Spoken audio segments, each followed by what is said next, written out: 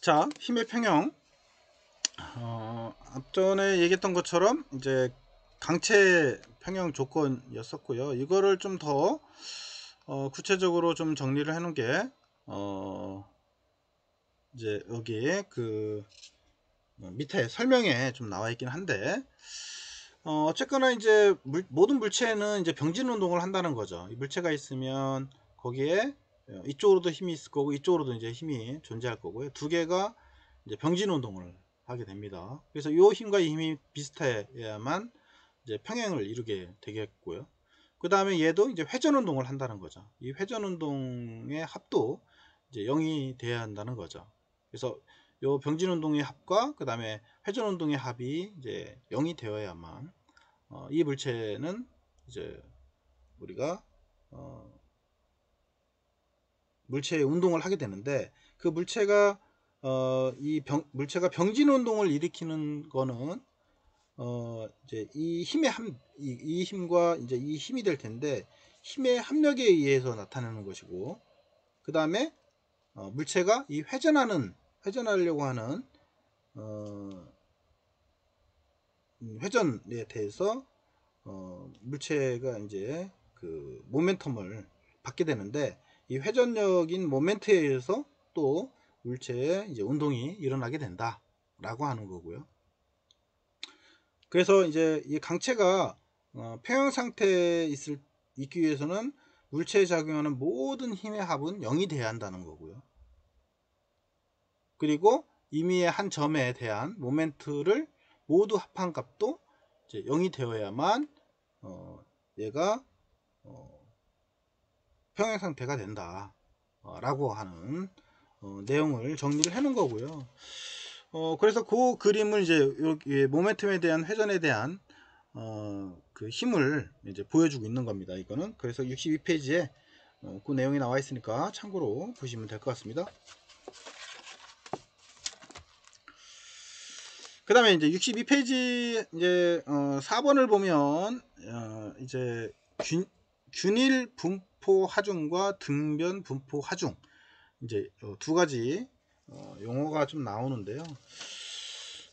이거는 결국은 이제 그 우리가 단위 질량당 무게를 갖고 있는 어떤 구조물이 있으면 그 구조물에 이제 하중이라는 게 가해지게 됩니다. 그래서 이렇게 이제 단위 질량을 가지고 있는, 질량의 무게를 갖고 있는 이런 구조물이 있다라고 보면 이 구조물에 이제 하중이라는 게 가해지게 되고요.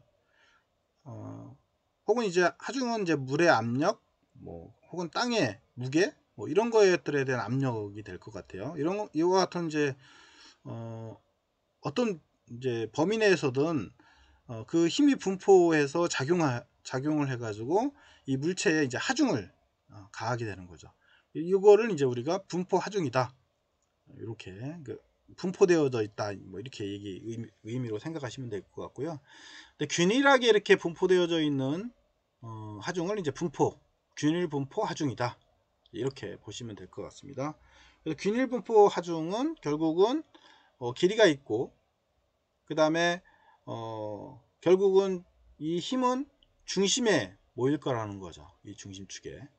그래서 이 전체 길이의 반절인 그 부분에 이제 집중 하중이 걸리게 되더라 라고 하는 거예요. 그래서 어떻게 보면 이제 우리가 뭐 정역학이나 재료역학에서는 이제 단위 길이당 하중으로 정의돼서 이제 하중 함수라고 하는 걸 쓰게 되는데, 그때 우리가 이제 W, X로 표현을 해서 쓰게 되고요. 여기서도 이제 WX를 이제 SI 단위계에서는 뉴턴 for 메타 이렇게 이제 표현한다는 거죠. 그래서 어느 길이에 이제 힘이 가해지게 되면 거기에 받는 하중을 이제 표현을 한다. 그래서 이제 집중 하중을 이제 FR이라고 표현했고요. 분포 하중을 이제 WX라고 이제 이렇게 표현을 했다라고 하는 거죠. 그래서 이거는 이제 그 어떤 분야에서 쓰느냐에 따라서 용어니까 참고로만 그냥 알아두시면 될 것 같고요. 그 다음에 이번에는 이제 등변 분포 하중입니다. 등변 분포 하중의 합력과 작용점 위치인데요. 말 그대로 분포 하중인데 등변이에요. 등변. 이렇게 점점 등속도로에서 변화를 주고 있죠. 힘이. 처음에는 약하다가 가면 갈수록 높아지는 거예요. 힘이. 그래서 이제 힘이 이제 강해지게 되는데, 그러면 그때는 우리가 전체 합력은 어떻게 되고 그 다음에 작용점의 위치는 어떻게 변할 거냐 라고 하는 거죠. 결국은 등변 분포 하중은 이제 단위 이제 길이가 있고 단위 면적당의 이제 하중이 재료의 이제 축 방향과 그 다음에 이제 어느 일정한 방향으로 이제 비례적으로 변화하고 있는 상태를 우리가 하중이라고 한다.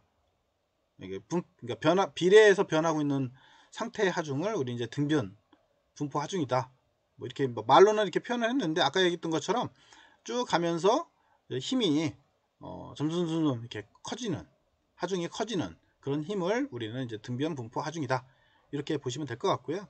거기에 힘은, 작용점의 위치라고 하는 거는 결국은 이 힘이 쭉 등변으로 변한다라고 했을 때 3분의 1 기점, 얘 같은 경우는 그죠? 3분의 1 기점, 3분의 2 기점을 거리만큼 갔을 때 여기에 이제 힘을 가해지겠다 라고 하는 거죠. 그래서 이 위치가 이제 작용점의 위치다, 이렇게 보시면 될 것 같아요. 당연히 그렇겠죠. 여기가 힘이 약하고 이쪽은 가면 갈수록 세니까 실제 얘가 가해지는 작용점의 위치는 달라지겠죠. 그죠?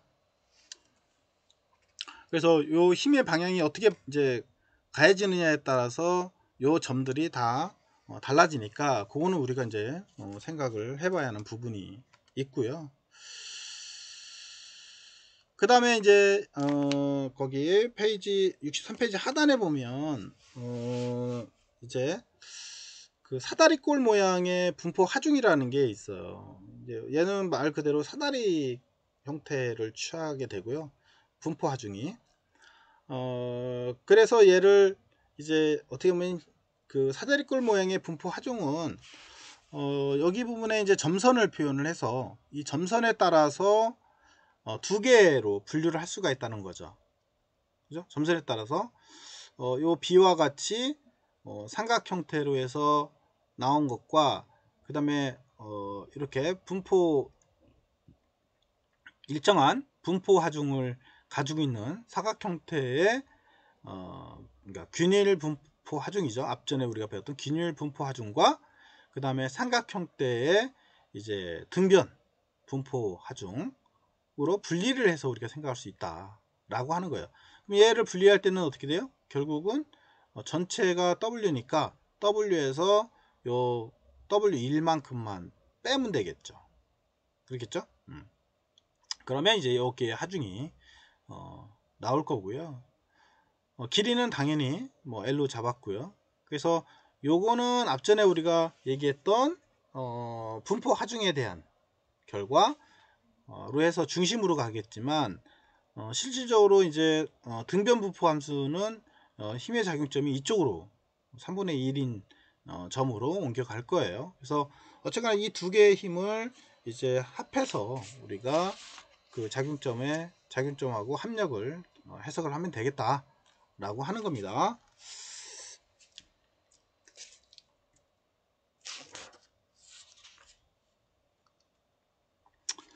자, 여기까지 이제 우리가 힘의 평형을 좀 살펴봤고요. 나머지는 여러분들 책을 쭉 읽어보시면 될 것 같고요. 뭐 예제도 여러분들 그냥 시간 되시면 좀 훑어보시고요. 뭐 예제에서는 시험 문제 내는 건 아니고요.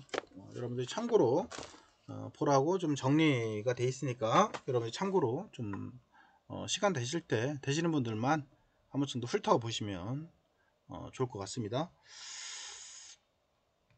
자, 여기까지가 이제 우리가 2장의 힘과 모멘트 내용이고요. 앞전에 제가 얘기했던 것처럼 이 앞에 1장, 2장, 3장은 우리가 이제 그 재료나 그 다음에 기본적으로 알아둬야 할 우리 단위계라든가 물리 쪽에서는 단위계라든가 이런 것들에 대한 일반적인 내용이니까 너무 깊게 알 필요는 없을 것 같아요. 그래서 이런 내용이 있구나, 그리고 이런 형태로 힘을 받는 거구나, 뭐 이런 정도까지만 알아두시면 될 것 같습니다. 너무 깊게까지는 하실 것까지는 없고요. 그 다음에 이제 우리 요 재료라고 하는 게 또 중요합니다. 그래서 3장에서는 이제 재료에 대한 얘기가 좀 나오는데요. 사실 재료도 워낙 많아서 그거를 다 따지기는 좀 어렵고요. 여기에서도 이제 뭐 복잡한 내용들이 많이 나옵니다. 그래서 그것도 이제 기본적인 내용만 우리가 습득하고 나머지는 그냥 건너가도록 그렇게 할 건데요. 처음에는 이제 응력하고 병형률이라는 내용이 나옵니다. 재료의 강도와 변형. 그 다음에 두 번째로는 재료의 강도라는 게 나오고요. 그 다음에 세 번째는 보의 전단력과 굽힘 모멘트라고 하는 게 이제 나옵니다. 뭐 좀 생소한 단어들인데요. 이런 단어들은 한 번 정도 이렇게 훌쩍 훑고 넘어가고요. 수식적인 것도 굳이 뭐 이렇게 깊게 해석을 하거나 뭐 이렇게 풀 필요는 없을 것 같아요. 그냥 결과만 우리가 한번 훑어보고 넘어갔으면 좋겠고요. 여기에서 우리가 꼭 알아둬야 할 용어들, 이런 것들은 좀 정리하고 넘어갔으면 합니다.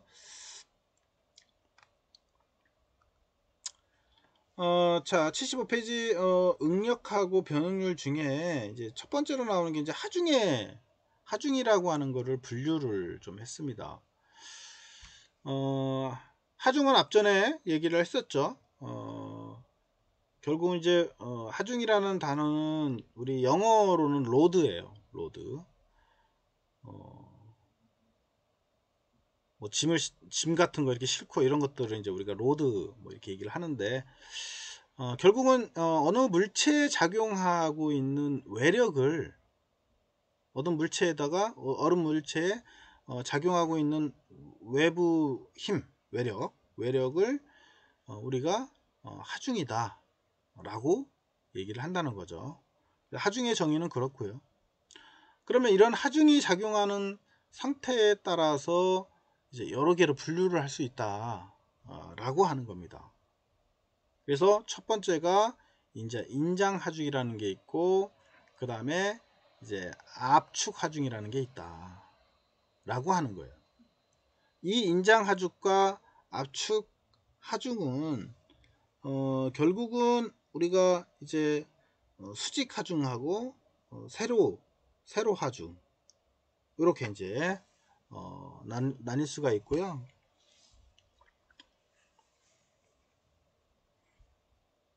그리고 전단 하중과 그 다음에 굽힘 하중, 그리고 비틀림 하중, 이렇게 이제 세 가지로 나뉘게 되는데, 이 중에 이제 전단 하중이라고 하는 얘는 이게 단이 나눠져 있어서 두 개가 힘을 받아 가지고 이렇게 움직이게 되는 거를 이제 전단 하중이라고 합니다. 그러니까 이렇게 중간에 끊겨서 하중을 서로 받는 거를 말하게 되는데, 이거를 우리는 이제 다른 말로 가로로 돼 있잖아요. 그러니까 가로 하중이다, 이제 이렇게 쓰기도 합니다. 가로 하중. 그래서 이게 가로잖아요, 가로. 그래서 가로로 받아서 움직이는 하중이다, 이제 이렇게 보면 될 것 같아요. 뭐 가로하고 우리가 세로가 가끔 이제 헷갈려 하는 사람들이 있어요. 가, 세, 그죠?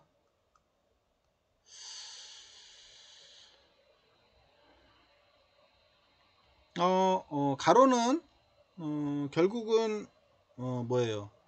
마지막에 가 할 때 이거잖아요. 아자잖아요. 이게 가로야, 가로. 가로의 방향. 아시겠죠? 헷갈리지 마세요. 그 다음에 세로의 방향이라고 한 건 세자를 쓰면은 마지막에 내려가는 숫자가, 그러니까 내려가는 화살표 방향이 밑에잖아요. 이렇게. 이게 세로예요.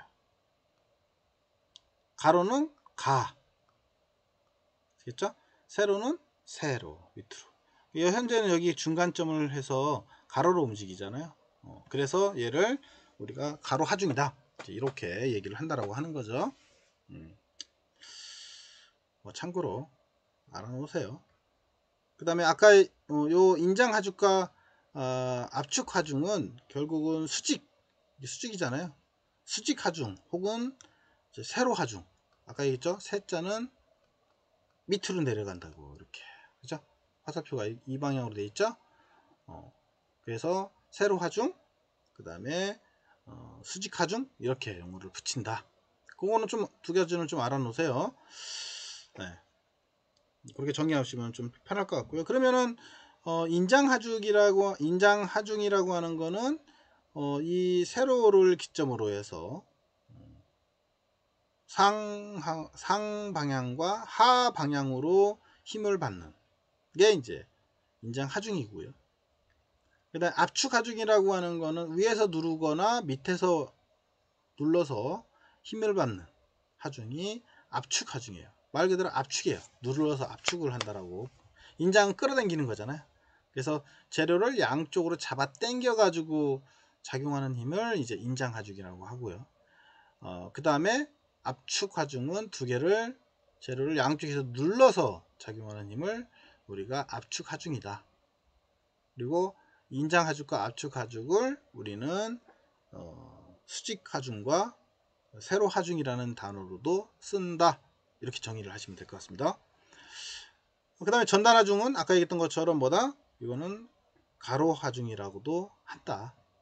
전단 하중은 결국 뭐예요? 재료를 미끄러뜨려서 자르도록 하는 하중이다. 이렇게 보시면 될 것 같습니다. 그래서 요 재료를 중간에 미끄러뜨려서 자르도록 작용하는 힘이다. 이렇게 두 개를 밀면 여기가 잘릴 거 아니에요? 그래서 잘려서 이렇게 움직이는 하중이다. 이렇게 보시면 될 것 같습니다. 그 다음에 이제 굽힘 하중이에요. 자, 이 굽힘 하중은 이렇게 이제 축이 있으면 축의 위를 누르는 거예요. 그래서 재료가 휘어지도록 하는 그런 하중이다. 휘어지게 되면 이렇게 이제 눌리면 여기가 이제 각으로 휘어지겠죠, 그죠? 약간 이렇게 이런 형식으로 이제 휠 거예요, 그죠? 힘이 이제 휘어지는 힘도 있을 거고요. 그래서 이렇게 구부러지는 하중을 우리 이제 굽힘 하중이다. 이렇게 정의를 한다는 거 좀 알아뒀으면 좋겠고요. 그 다음에 비틀림 하중이에요. 비틀림 하중은 재료를 비틀어지도록 작용하는 하중이다. 그러니까 여기에 축이 있으면 얘를 이렇게 밀면 여기가 이제 힘이 여기서 받고 여기 받을 거 아니에요? 그럼 얘가 돌 거 아니에요? 얘가 이제 비틀어지겠죠. 그죠? 이렇게 회전해서 회전 모멘트가 있겠네요. 그래서 이렇게 회전해서 비틀어져서 그 받는 힘, 재료가 비틀어지도록 작용하는 힘을 우리는 비틀림 하중이다. 이렇게 정의를 한다라고 하는 거를 알아놨으면 좋겠습니다. 자, 두 가지 요거는 뭐 우리 시험 문제도 나올 수도 있으니까 각 용어에 대해서는 좀 여러분들이 잘 정리를 해 놓고요.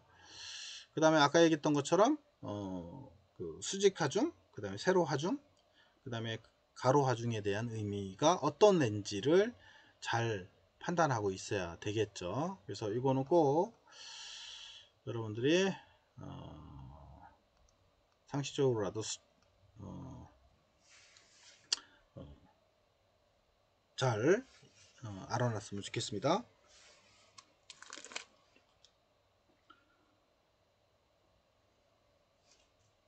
나머지는 뭐 여러분들이 쭉 읽어보시면 될 것 같고요. 그래서 거의 76페이지 상단까지도 각각에 대한 설명을 했네요. 작용 하중 상태에 따라서 물체는 인장 응력, 압축 응력, 그 다음에 전담 응력, 굽힘 응력, 그 다음에 비틀림 응력 등이 발생한다.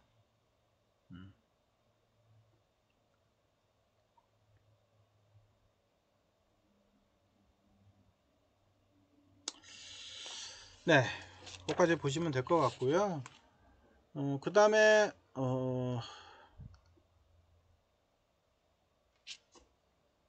76페이지에 상단에 보시면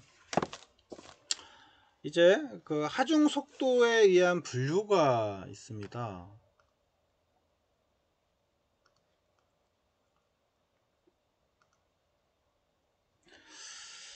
자, 하중 속도에 의한 분류인데요. 요거는 우리가 그림으로 A에서부터 D까지 표현을 해놨는데요. 여기에 요 A번 정하중이라는 게 있고요. 그 다음에 반복하중, 교번하중, 충격하중, 요거를 이렇게 이제 두 개를 하나의 그룹으로 정해서 설명할 수가 있는데, 요 정하중이라고 하는 거는 시간에 대해서, 시간이 쭉 가는 거에 시간에 따라서 변화가 없어요. 하중이 일정해요. 일정하게 유지되는 하중, 시간에 대해서 일정하게 유지되는 그런 하중을 우리는 정하중이다. 혹은 매우 느린 속도로 조금씩 증가해가면서 작용하는 하중. 여기는 일정하다고 했잖아요. 근데 아주 오랜 시간, 아주 긴 시간에 거쳐서 조금만 변해도 이건 정하중이다. 이렇게 이제 본다는 거죠.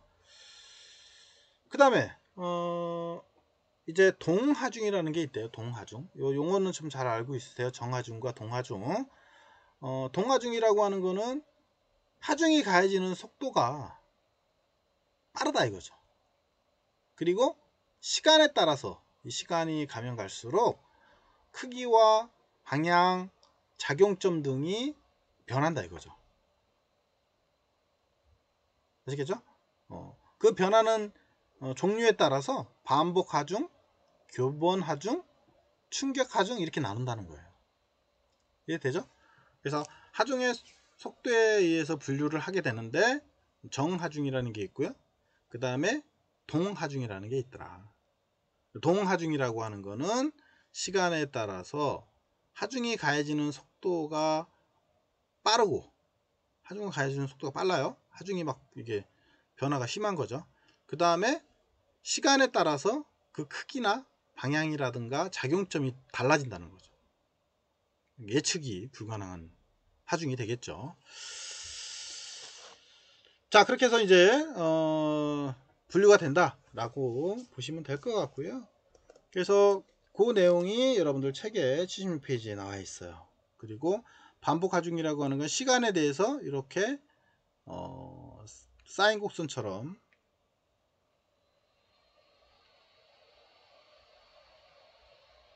힘의 방향은 변하지가 않고요. 이건 힘의 방향이 변하는 건 아니고 시간에 대해서 하중만 변하는 거예요. 하중만.